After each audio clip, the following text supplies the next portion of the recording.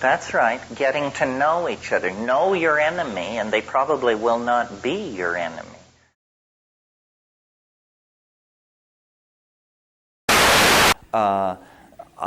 I think that the momentum of human history is pushing us inexorably toward some kind of day of reckoning, and in which we are either going to have to turn consciously toward brutality and selfishness and say, well, let India go, let Bangladesh go, triage, costs too much, can't possibly fix the problem. In order to maintain our locked compounds and our 50 channels of television and the endless availability of arugula, we have to let India go.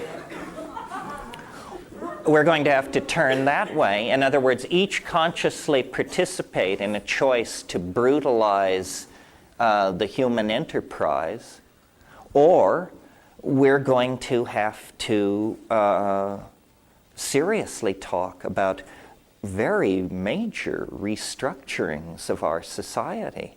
And I don't really know how we do that. I was living in Northern California a couple of years ago when they wanted to close an air base near here, and the newspapers were filled with for weeks with analysis of whether Western civilization could absorb this hammer blow at the very heart of its institutions of closing one friggin' air base, for crying out loud. That's not my idea of major change, you know? We may have to give up some of our pretty things. We may have to discipline some of the irresponsible social philosophies that run amok among us. And no, I don't mean the advocacy of psychedelic plants. I mean the Roman Catholic Church's position on population control in the Third World.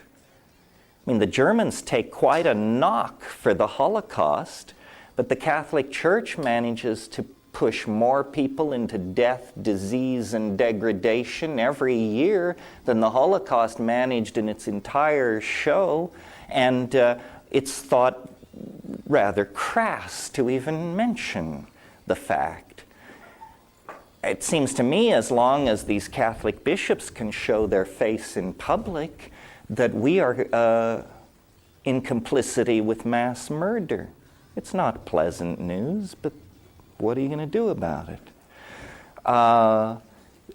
Islamic fundamentalism, another bunch of knotheads with an anti-human agenda. What are we going to do about this?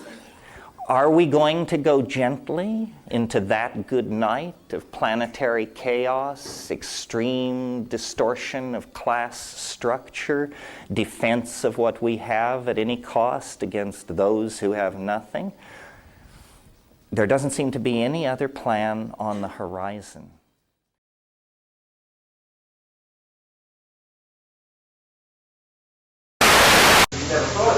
That's right, getting to know each other. Know your enemy, and they probably will not be your enemy. We have a very weird political agenda.